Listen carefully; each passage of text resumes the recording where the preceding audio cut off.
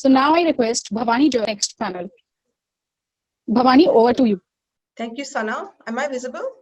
It's okay. Let me start because I don't seem to be able to start my video right now. But let me start, and then we can, so to avoid any loss of time, and then we can certainly come back to my video. So welcome everyone to the fireside chat on digital transformation and women empowerment. Due to unforeseen circumstances, Sandhya Chintala and Irma Verma are unable to join us today. Anil Bandari, Chief Mentor of A&B and noted speaker, has kindly agreed to join us for this session, and I will join him in this fireside chat discussion. We will start this session with a short presentation by Anil, followed by an engaging discussion on the topic. Let me start by introducing Anil. Anil Bandari is a veteran in the IIA, having previously held the position of President of IIA India and having served several committees as well. He has equally served the ICAI with the same passion and most notably worked on the ICAI digital transformation over the last 5 years. A chartered accountant with over 2 decades of experience in risk advisory and governance, he is also a dreamer, futurist, technologist, and inspired innovator. Anyone who has heard his presentations would have found all 4 aspects coming to life in the first 5 minutes. Over to you, Anil. Anil, you are on mute. Yeah. Thank you, Bhavani, for the kind introduction, and congratulations. I think this is the first during pandemic India Women's Forum.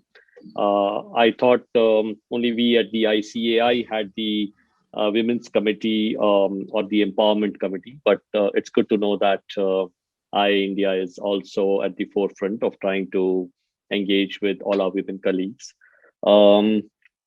Just taking you a step back, at the ICAI, almost 40% are now women chartered accountants, more or less. And from all the new students that we have, I think, if I'm not mistaken, the percentage of the rank holders are more compared to the male percentages. So the women percentages are more. So I'm just wondering that it's soon there would be a time that, we would all need to have men empowerment committees. But anyway, having said that, congratulations for this fantastic program. Bhavani, what I would do is just take you through a couple of slides on this presentation that I have, which talks about some interesting business models which are evolving, especially keeping the technology or the tech in mind, and the digital investments being made by several organizations and industries put together. So let me just try and see if I can share my presentation.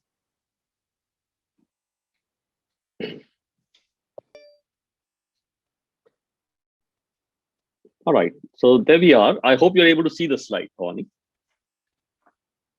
Yes, we can. Yes, we can. Lovely. Okay, so please do a time check, Bhavani. So in the interest of time and to make sure that we are completely clued in. So I'm just trying. These slides are trying to impress upon all our viewers today that what is in store in terms of digital in the next maybe 2 or 5 years, or maybe even 10 years from now. But more important than anything here in these slides are some business models which have either evolved or we're seeing them come up or likely to evolve in the very near future. Why is that important for all of us, including the women folks that we have here today? It is important to understand what is the direction of digital investments likely to happen, what are the kinds of businesses which are likely to evolve, so that we could, of course, look at opportunities for entrepreneurship, opportunities for growth prospects, and so on and so forth. Now, pandemic has been, of course, a crisis for many, and it's been sad for a lot of us who have lost our family members. But I think in chaos, there is also an opportunity silver lining that we could probably see. And one that we saw was an amazing amount of transformation in digitization. COVID-19, of course, has brought about challenges of work from home, good or bad. I think that's something that we could have a discussion around the fire chat. The learn from home. This has been a very interesting concept. I mean, I used to be traveling across the world and talking about education and how it's likely to change for our kids. How is the content likely to be delivered? How intuitive it is likely to become? And I used to always be faced with people with smiles saying that, hey, you know what, this is too far, what you're talking about. Interestingly, this far has kind of really hit us in the face.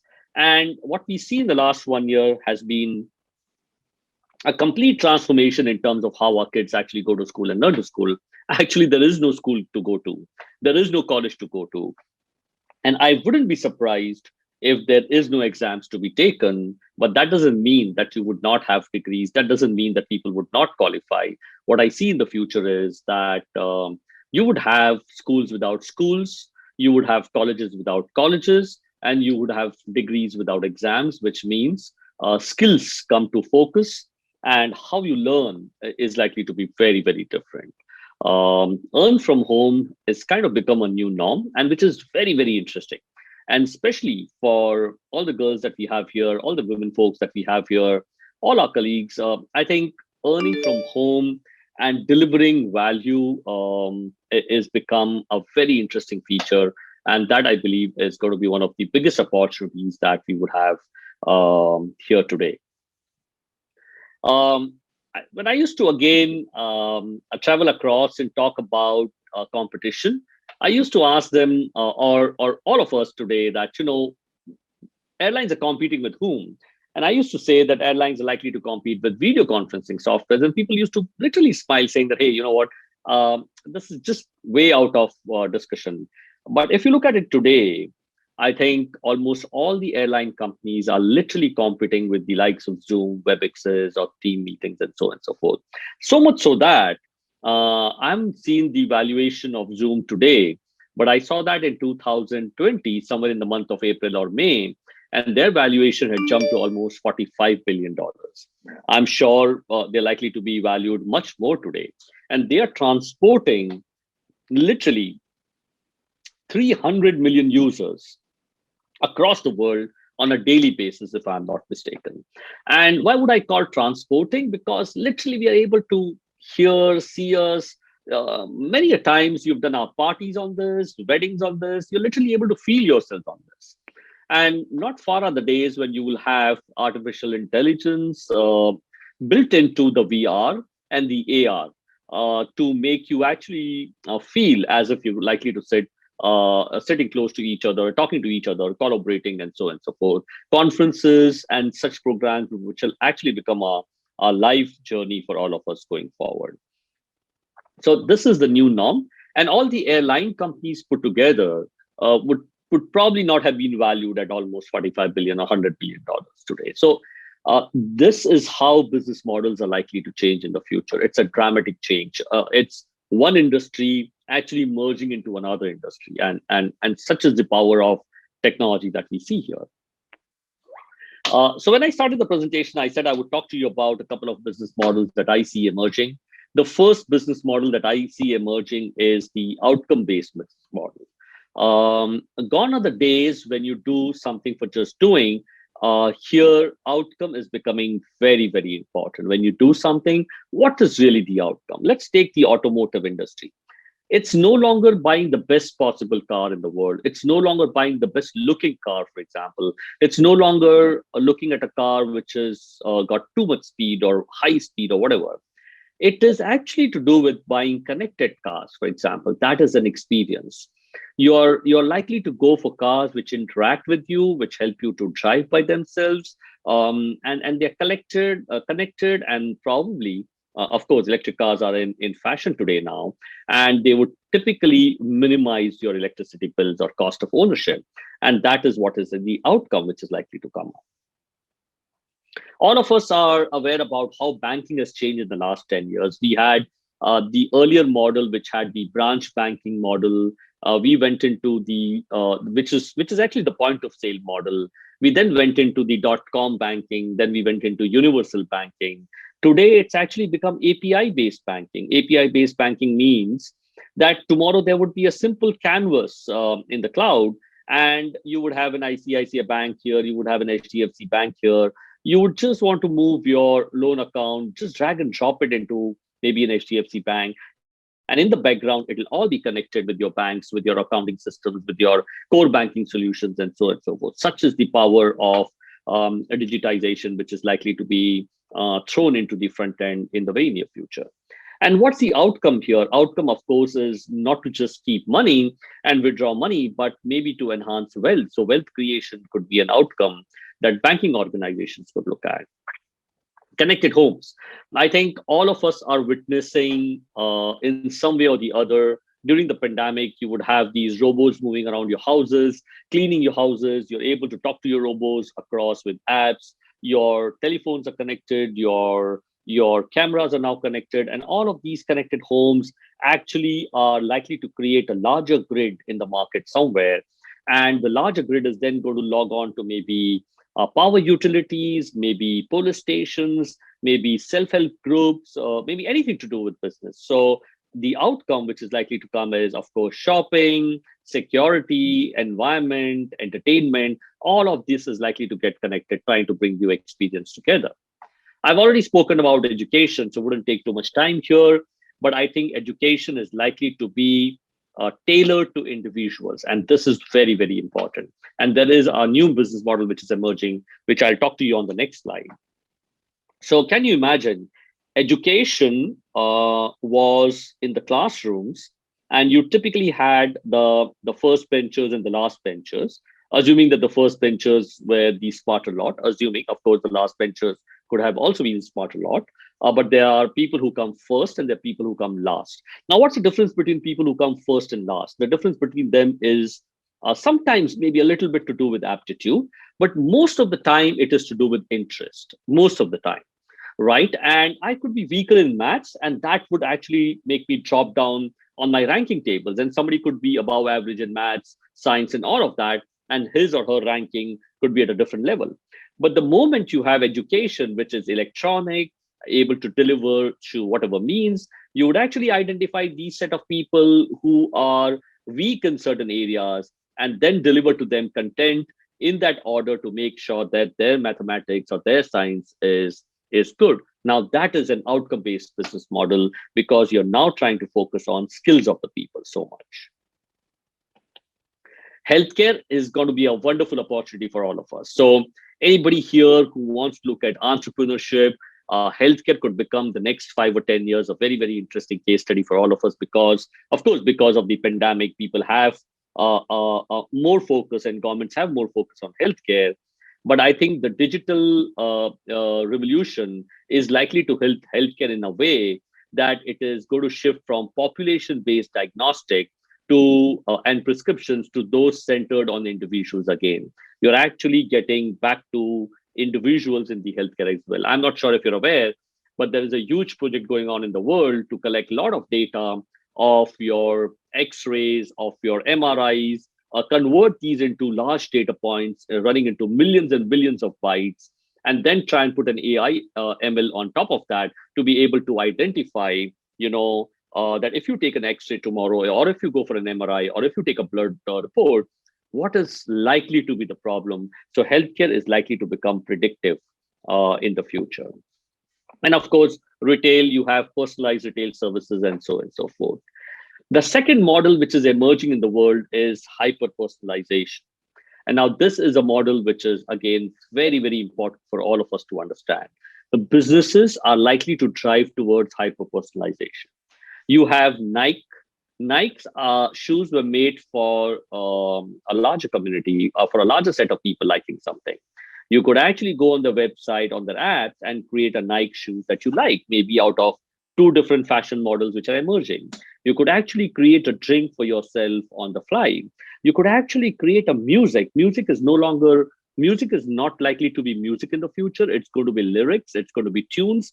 And based on what you watch and what you see, that would get converted into music, and a very short music, for example, for a minute or 2 minutes and stuff like that. So these are the business models which are emerging, which I think one would have to be focused on. And believe me, hyper-personalization, maybe during our discussion, is one very interesting model emerging for the women community, because this is something which women are very good at.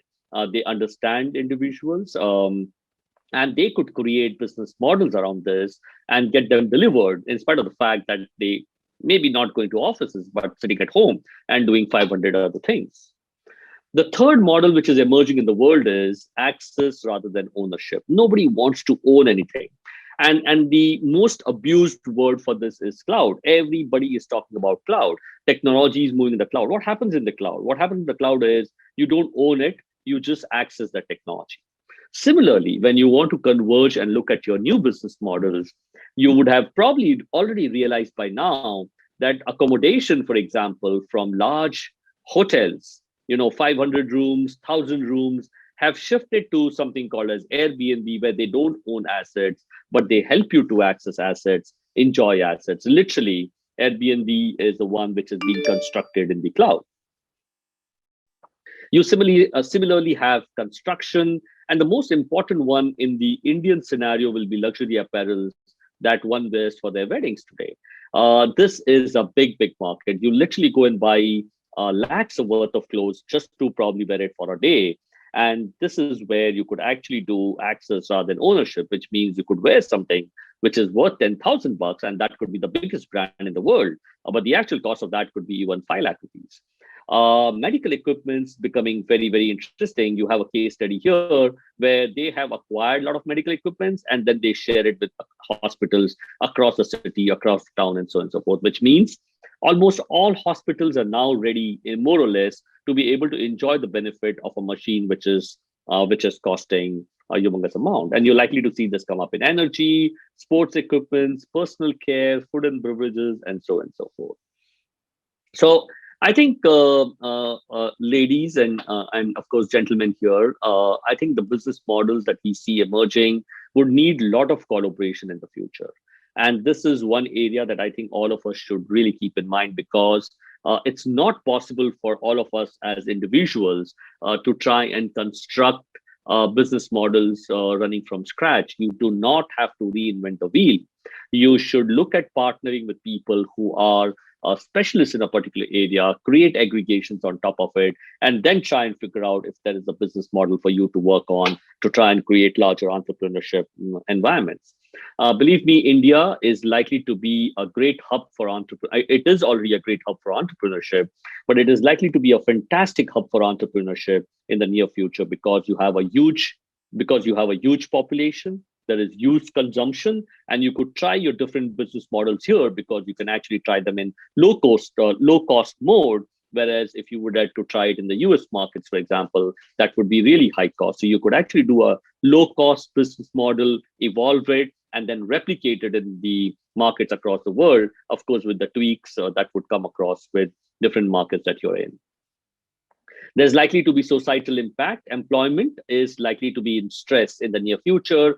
People are likely to lose jobs from almost 2 million as high as 2 billion, because the skills of the future are likely to be different and the expectations are likely to be different. So I think for everybody, make sure that, we acquire skills as we progress through our journey. Sustainability, of course, is likely to be a challenge, and you're seeing how things are evolving in the US today with a cold wave coming in and everything is brought to a standstill. This is likely to have 4.5 trillion of dollars lost. But another business model which could be very interesting for us, and I did hear some of our friends talk about cybersecurity, trust, or access control and stuff like that. And this is likely to become very, very important because literally the business models which are emerging would have to do a lot of things with trust. The key technologies emerging, of course, is artificial intelligence, autonomous vehicles, big data analytics, custom manufacturing. I'm sure all of us are aware about, but this is likely to become one of the very important areas. And if they are integrated, they are again likely to become super, super interesting. I wouldn't take too much of your time going deep diving into industries, but I just want to kind of highlight it at a very, very top level in the next 5 or 7 minutes. And then maybe we could open up our discussion in terms of, in terms of anything that anybody would like to ask or Bhavini would like to ask. So aviation, travel, and tourism is likely to have 4 big pillars: living travel experiences, which means travelers will experience seamless journey tailored to their habits. This is again going back to hyper personalization. enabling travel ecosystem, which means digital platforms will help you to integrate your modes of transport. Digital enterprise would help you to create better awareness. It will help you to create better services. And safety and security would be another thing which would come up to be very important, because you have data of people in terms of what they like and what they don't like. So what is likely to come up is end-to-end propositions, starting to overhaul the traditional methods of booking to a journey, which means right from booking to the journey to where you go, it's going to be a completely integrated experience that one could look at. Tourism could unlock almost $1 trillion worth of value for people. Minings and metals are again going to be very interesting, because you have automations and robotics and operational hardware. So if you're really getting into the mines, it was difficult for people to go to the right places, right time. You would have robots and drones going in, and you will not have people getting into mine any longer. So you know what? Instead of people getting into a mine, you will have somebody sitting in a container and managing the robots doing the mining, which means there will be a new set of business and skills required to sit in the container and make sure that you're able to work with robots or robotics or drones and be able to do mining. So you would need operational knowledge of the mines, but you would also need the technology knowledge of all of this. And that is how the digitally enabled workforce is likely to work in the near future. And of course, integrated enterprise platforms and next generation analytics will help us to do better. So you're going to have smart sensors come up, you're going to have automation operations and robotics come up in the mining space. Here is something interesting. So the aging workers, of course, know the mines, but the digital, young guys know the digital. These two combinations is likely to work very well in the future. Telecommunication, not taking too much time, is likely to be completely different. I keep saying this. We started with voice as a business. Then we moved to value-added services. Then we moved to data. And now we are moving to content. And I think, again, for all our women folks who could be sitting at home, who may want to do something part-time, this is becoming very, very interesting. If you look at Reliance Industries, they have brought in a lot of content organizations, because content is will drive telecommunication. Telecommunication otherwise would become an infrastructure organization. Automotive will be having 3 pillars of connected travelers, which means the car is becoming a digital hub for real-time two-ways wireless transfer. Autonomous driving, of course, is likely to be the key, and the digital enterprise, again, where they include connected supply chains, digital manufacturing, disrupted retail, connected service and maintenance, and so on and so forth.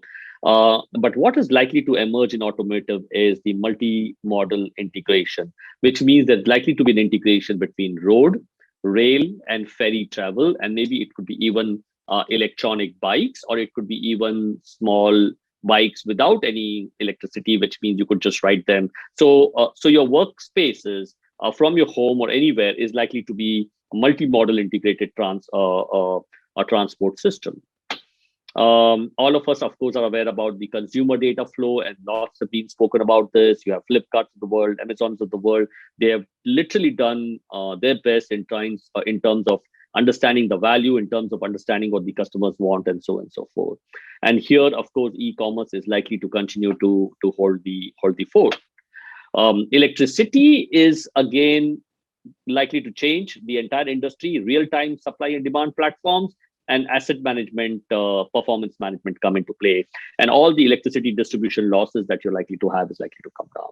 So I think just trying to wrap this up, I will just try and summarize this by saying, just wanted to hang on a minute and say logistics is likely to become a crowdsourcing model in the future, which means logistics will become more of Uberization. You would probably become part of the storage and the transfer of parcels going forward. People like you and me would become part of the storage and transfers going forward. So not taking too much of your time, let me just scroll through this and say what is likely to be impacted.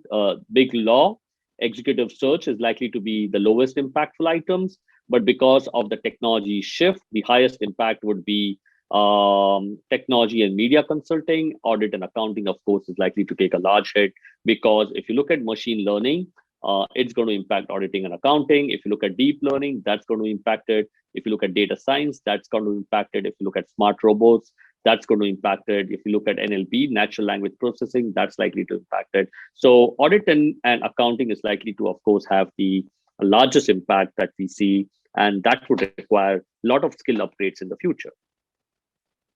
So finally, just to end this, I think every industry that you see here is likely to go through a digital curve and a digital change. The blue items are meant to grow the organizations or the industry. The lighter blue items are creating efficiencies, and the gray items are experiential items. So you look at telecommunication, professional services, mining and metals, oil and gas, all of that is likely to have amazing amount of investments in digital transformation.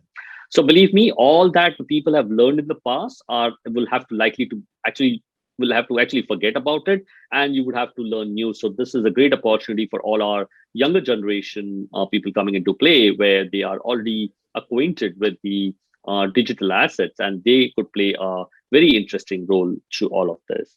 Implications: you will have new business models come up, you will have to have a cultural shift, and data security and privacy is likely to be very, very critical. And for the government, you will have new regulations come up. So you literally have to forget regulations, what you read today. So all the compliances that you do today would probably have to be different. You would have to have data privacy and security standards would come up completely new. What you're seeing would change in the next 5 years. And of course, there's going to be community impact, because of course, when you do all of this, there would have to be some sort of a change at all the levels. So finally, just to have and summarize some key takeaways: outcome-based business models, access versus ownership, digitalization of businesses, which is hyper-personalization, data and security and privacy are the key 4 elements that one should be aware about to be able to develop anything that you would want to do around it. So I think this is what I thought I would like to impress upon you. I'm not sure. I think I've already taken 20 minutes or 25 minutes. So back to you. Let me just stop sharing my screen. Bhavini. Thank you, Anil. It was very insightful. Lots of food for thought. But in the limited time we have left, let's kind of get into 2 or 3 questions that what does this mean for women empowerment, right? So starting with the first question on when you said, is it good or bad? What I guess COVID gave us Bhavini, I think COVID has really transformed our mind. And I think the biggest impact, the positive impact that you're likely to see and that we're seeing here is for the women folks. Amazing impact. Of course, they have shown leadership. They have been working. They've taken care of the children. They're also doing their office work, and again back in the evening. So it's been 3 times the amount of work for you guys. But I'm saying the greatest opportunity that we see today, that you could deliver content, you could deliver training, you could deliver your professional services, all sitting at home and managing family. I think this is a wonderful opportunity. It's stressful and it's likely to be difficult for you guys, but I think never before. So I see a lot of women coming out in the next 2 or 3 years are doing some fantastic stuff around this. Yeah, so I think being in that position myself, it resonates. I do think we've talked a lot about leakage of talent, women talent, because of the older working models. I think this has obviously transformed that. I think some discipline, self-discipline is very important in making the new model work. We get so sucked into working hours and we forget about balancing things. But that's, I think, so another profession is probably likely to come up, the coaches and the mentors and all of that, all the psychological development side that women need to, or everybody needs to do. One thing that I think I would like to impress upon all the women folks here again is hyper-personalization as a business model is a fantastic business model for all of us. You have hyper-personalization. You can actually create food items hyper-personalized. You could create traditional wear, fashionable wear, hyper-personalized, sitting at home. You could actually put a lot of skills there. You could do so many things in terms of that model, create a nice online platform, and you'll be able to, and I see a lot of them doing that currently. So I think that is another outcome-based model. But I think hyper-personalization is, again, a very fantastic model for all the women folks. So that's another good area for all of us to be in. Yeah. So I guess it comes to another question around, available talent for the future, because now the technology is enabling other ways to earn income, living, right? So forget just women. I mean, women, of course, a workforce that probably was sitting at home thinking, how do I balance family and work, is now coming back in, and even men now are looking at alternative business models. So since you are, the futurist in you, where do you see, some of the traditional industries that need manpower, and now the entrepreneurship enablement that's coming up through all this technology? Where do you see us going with this? You know what, women I have observed, because I work for these institutes, I've observed that they are pretty resilient. They are also disciplined, far better than the men, unfortunately or fortunately for all of us. And their skills, especially in the last couple of years, and aptitude has really skyrocketed. And I see this from the results. I'm not talking generally to kind of, make you guys happy, but we see this in the results in the Institute of Chartered Accountants of India, right? And the rank holders and all of the good guys are really coming out from women. So, and they're very, very hardworking. So if you have all of these talents, I mean, how would somebody stop you from being successful? How would somebody stop you from being a leader? Just no way out of it. Yeah. So I think, not getting into the nitty-gritties of what you're asking me, I'm simply saying that the softer aspects, the intelligent question aspects are also ingrained for all of us, and especially in India, that I see here. And also Asia Pacific, I travel a lot.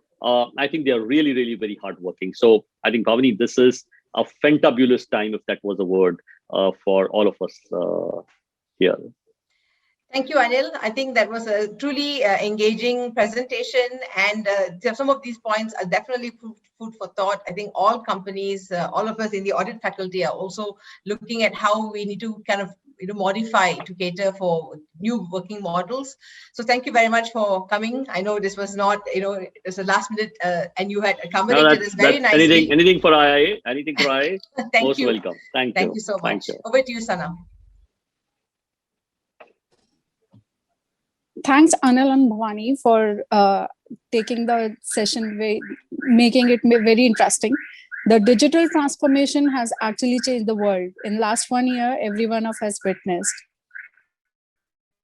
Now it's time for the lunch break for all of us. Let's have a break for 30 minutes, and we'll resume. And I would like all which is there on the platform. And I would like to thank all our sponsors, the platinum sponsors, Genpact, gold sponsors, Deloitte, silver sponsor, ANB, associate sponsors, TDP Global, Protivity, TVS, EverQ, Innova, SBI Mutual Funds for supporting this event. And the career fair participants, apart from the sponsors, are having MGC, JHS and Associates, Amazon, and Society General. Do visit all the stalls during this break and today's conference. Thank you everyone for joining. Let's connect in half an hour. Thank you all.